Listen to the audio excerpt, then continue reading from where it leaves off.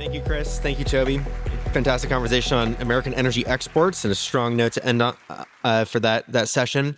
I'm excited to be introducing the next session, Mobilizing Mineral Investment, focusing on that capital portion of our themes, but also broadly on critical minerals. We're delighted to be joined by Assistant Secretary of Energy, Audrey Robertson, who oversees the Office of Critical Minerals and Energy Innovation. And this discussion will be moderated by Arnab Datta, who's the Managing Director of Policy Implementation at Employ America. Please welcome them to the stage. Assistant Secretary, thank you so much for being here. You have an incredibly impressive biography, but we've got a short amount of time here, so I think I'll get right into it. You came to the Department of Energy from the private sector as an entrepreneur, including work in natural gas in the hydrocarbon space. And so I was curious how that work, how your background, both in the private sector space, but in a different commodity sector, has affected the work you're doing now and how you see your role at the Department of Energy. Perfect. Well, thank you, Arnab, for having me, and thank you for having me in general to have this conversation.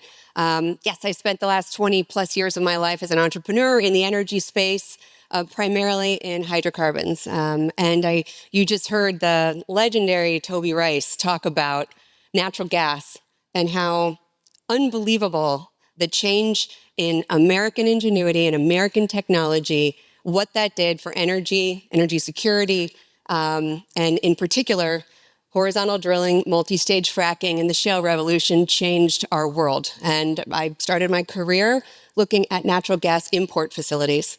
At the last 10 years of my career, I was fortunate enough to co-found an oil and gas company in the Permian Basin. And we went from raw land to drilling over 300 wells and selling that business, which led me to be unemployed, which was why I had the great privilege of joining my friend and business partner, Chris Wright, at serving President Donald Trump in what I think is the most consequential administration for energy in our history. But to your question, why does being in the private sector help me in the public sector? I lived through the renaissance of oil and gas development in the United States. And when we look at the challenges we're confronting today in critical minerals in particular, there's a lot of similarities. When I started in oil and gas, we were held captive by foreign adversaries. We were at the highest cost producer in the world with declining prospects. That's why all the big oil companies left America. But entrepreneurs like Toby, like Chris Wright, Secretary Wright, and like myself had the opportunity to take technology and innovation and build businesses that changed America. And it was all that technology. We need to do the same thing right now in critical minerals. We don't have the technology and innovation changing that environment as fast as we need to. But I've lived through that once, and it would be a privilege to help steward this new era of innovation in critical minerals, materials, and metals back to the United States.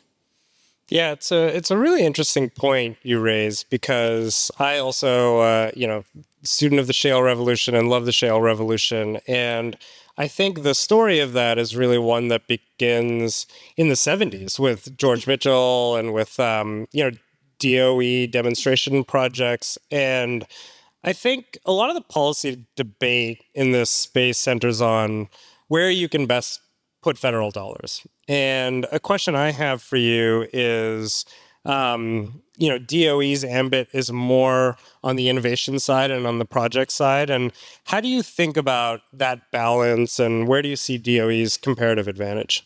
Well, you nailed it. I mean, the Department of Energy is the 17 national labs, thousands of the world's most brilliant scientists with research capabilities to take ideas and turn them into action, science, patents, IP. And then the job of my office as an applied energy office is to then get them out into the community to make sure they're in the hands of entrepreneurs and businesses that can change the world with them. And that's the investment that the American taxpayer makes when we receive allocations from the Senate, is to take those dollars and create value. But where do we play? We're very much in that innovation sphere. Our job is not to displace private capital. In my office in particular, we are not a lending body. The Energy Dominance Financing Group is a lending organization within the Department of Energy. Our role is really to help develop, spur, and expedite innovation, and then the development of that innovation in real-world applications to help fortify America's critical minerals and metals arenas. Great. So your office last week, I think, or maybe the week before, depending on when I wrote these notes, which I'm forgetting now, announced $134 million in funding for 2 projects to recover rare earths from waste materials. And I think, such as red mud and industrial waste derived feedstock. So how do you think, this is a really promising area, I think. There's this question about, direct mining versus recovery. And I'd be curious how you think about the balance between conventional mining and unconventional and secondary feedstocks. This whole conference has had a theme about how difficult sometimes it can be to build things and get to project deployment. Recovery seems like a very promising thing, and also a place where we could really innovate out of this and innovate an edge where we could really be competitive with China that dominates this space right now. So I'd be curious how you think about that, and what does unlocking commercial viability for waste recovery, for example, actually unlock for domestic supply chains and supply chain resilience? Well, it was obviously a large funding announcement just about a week ago, and hopefully this signifies the administration's value and importance put on both secondary and tertiary recovery of critical minerals and other rare earths, as well as unconventional sources. It is really important that we learn to mine in this country again. It is really important that we learn how to refine and smelt, and we bring those industries back and we lead the world. And I hope I have the opportunity to see that in the next 10, 15 years. But it takes a really long time to get a mine permitted, yet alone operating. What doesn't take as long is to use above-ground resources that already exist and then use technology and innovation to separate them. I would say those secondary recovery sources, whether it's recycling in the form of urban mining, or whether it is some of the programs that we're funding today around recovery from unconventional sources, that will be the fastest way to bring final product back to the United States and into the hands of United States manufacturers. Great. I think in the critical mineral space, this might be one of the most active policy spaces that the administration has been working on. We've got everything that you just described, but beyond DOE's programs, I think some of the biggest announcements include the MP Materials deal, Project Vault, the plurilateral agreements that have been dealt at USTR with a number of different allies and partners. I'd be curious how you think about DOE's work fitting in with that, complementing it, what the general approach you would say, how to characterize it, and also just the use of innovative tools, I think, has been the hallmark of these. So I'd love to just get your reactions to all of that and how you see your office fitting into that. Well, I was shocked when I got to government. I'd only been to Washington, D.C. literally a few times before this role came up. I didn't know that the Department of War didn't normally communicate with the Department of Energy, the Department of Commerce, the Department of Treasury with the frequency that we communicate today. Almost a day does not go by that I am not in touch with my critical mineral or battery or magnet colleagues focusing on these areas all across government. We meet at least once a week in person with everyone who has equities in this space. But we approach them differently because we all have different mandates. We have different funding. We have different drivers. The Department of War is focusing on both the supply and demand to meet a specific objective. The Department of Commerce is focusing on making sure that these are solid businesses that have a long-term business case in the United States. I could go on and on across the great men and women all over the United States government focusing on this area, but we collaborate because we have different objectives and different funding sources, but we all have the same desire to help the United States become independent from foreign nations for our supply chain. And as it relates to critical minerals, our entire lives, the modern world, depends on the ability to have batteries and magnets. A cell phone doesn't exist without critical minerals and rare earths. Those are just critical elements. So where do we fit? The Department of Energy is the science and innovation side of this. We have, a bunch of great folks who joined recently are master's degree in metallurgy. They've focused on mining their entire lives. We're bringing really the science and innovation to the party, if you will. Yeah, and I'd love to hear more about, one thing that I think DOE has is leveraging the national labs as well. And, NREL all put out wonderful reports and has really incredible technical expertise. I'd love to hear about how you're leveraging that technical expertise in pursuit of what you've been advocating for. Yeah, absolutely. I mean, we have a number of programs like the Critical Minerals Institute, which is led by Ames Lab. There's 9 labs that are part of it, and they work with both universities and industry partners to help advance specific elements of managing, dealing with whether it's mining, processing, refining, smelting critical minerals. We also have programs like Metallic, which is a similar consortium that focuses really on metals, finished metals. About a month ago, we opened the Critical Minerals Center of Excellence in Albany, Oregon, as another way to be a central resource for companies and individuals and other folks who are looking for the resources to prove something out. So if you have an idea, we can take it from rocks to metals at that facility. There's very few places in the United States you could do that. But the United States government, through a lot of great investment over the years, and really starting 60 years ago, the Bureau of Mines, farther than that, we have a lot of great resources and making them available. You mentioned the National Lab of the Rockies. We are opening a facility there called Energy Materials and Processing at Scale. It is a $250 million user facility to help advance technologies from lab and bench scale to pilot and commercial scale. And so the labs are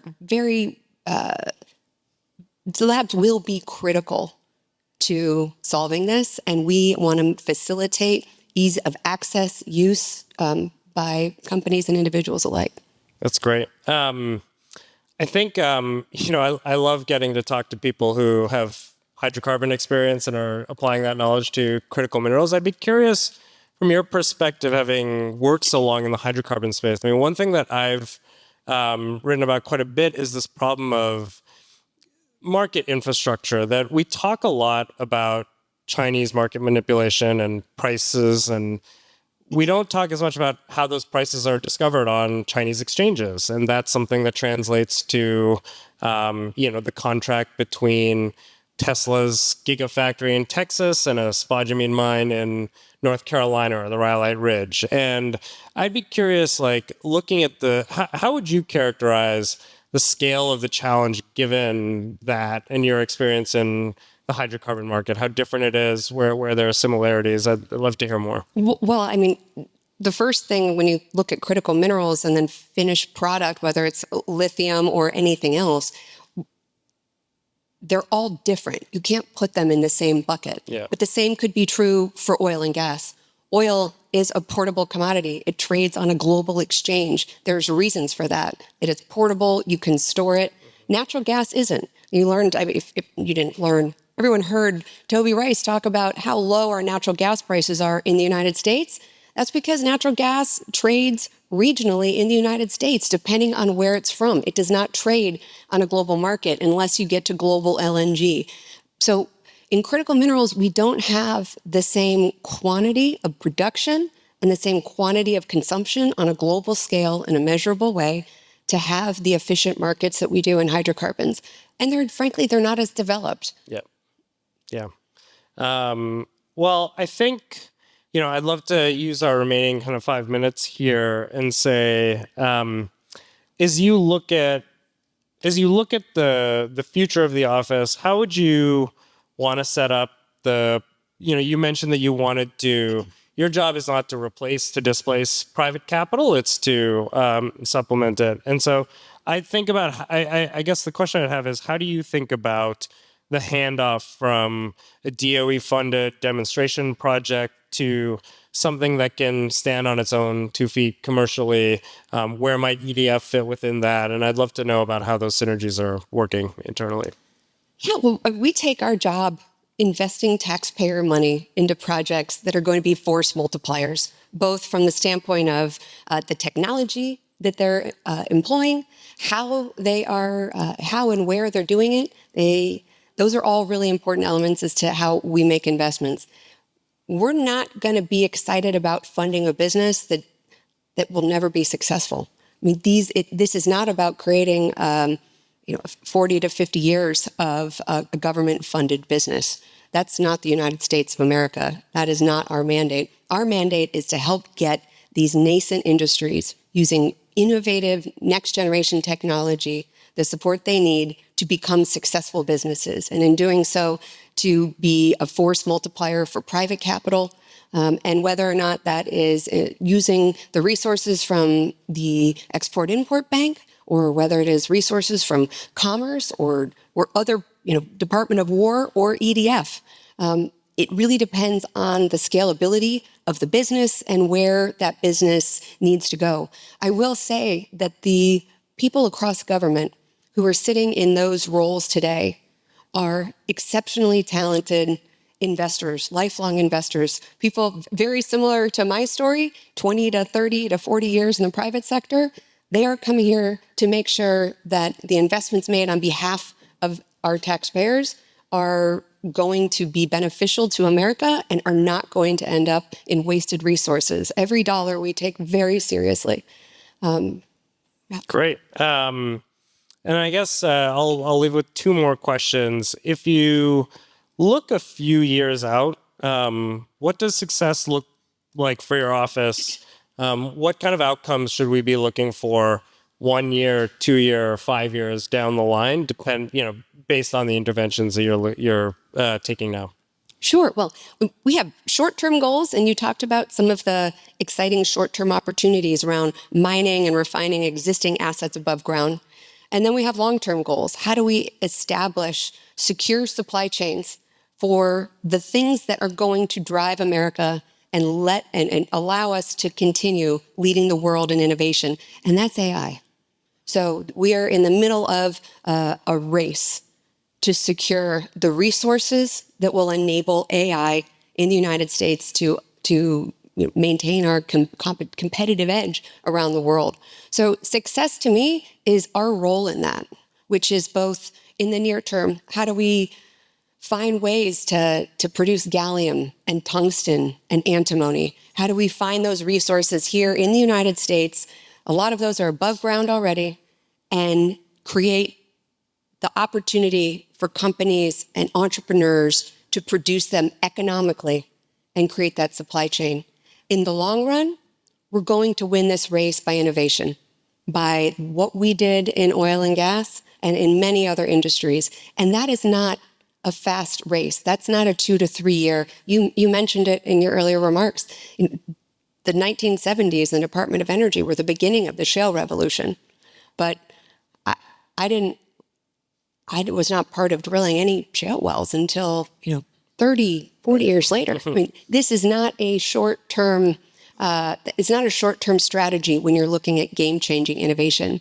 But with the help of AI, with the support of the federal government, frankly, with the leadership of Donald Trump to put the resources and allow our agencies across the government to work to solve this together, I don't think it's going to be like it was in the shale revolution. It's not going to take 30 years, but I hope 10 years from now, I can look back at what we've done in both establishing the Office of Critical Minerals and Energy Innovation at the Department of Energy, helping fortify programs throughout our national lab network and throughout our university partners, that we look back and we have created a secure supply chain for America that is going to enable my kids and their kids to maintain the exceptional America that I had the privilege of living in today. Great. Well, we've got 39 seconds left. So I guess last quick question is, Or what are you most excited about over the next period, and what still keeps you up at night? Ooh. Every day I'm excited about the work we get to do on innovation. So whether it is with our national labs, trying to help figure out how we can commercialize technology, with the entrepreneurs that come to the Department of Energy every day, and a lot of them happen to be in DC this week, that have a passion to solve a problem. That gets me out of bed every day. That I am still so excited about. I guess I've lived on the other side where you throw your heart into something that you believe will be beneficial to people. And it's not the self-serving, most of the entrepreneurs that come in our office, they really want to solve a problem, and it's a niche problem, and I could spend all day talking to them. That is wonderful. The things that keep me up at night are the components of working in the government that I never experienced or anticipated. The bureaucracy of the government can slow things down in a way that I'm not used to, and I'm still struggling with. Secretary Wright has done a lot to smooth that bureaucracy out of the Department of Energy, but it is still part of the process, and it definitely keeps me up at night. Great. Well, thank you, everyone. Thank you for Assistant Secretary Robertson for joining us. Thank you.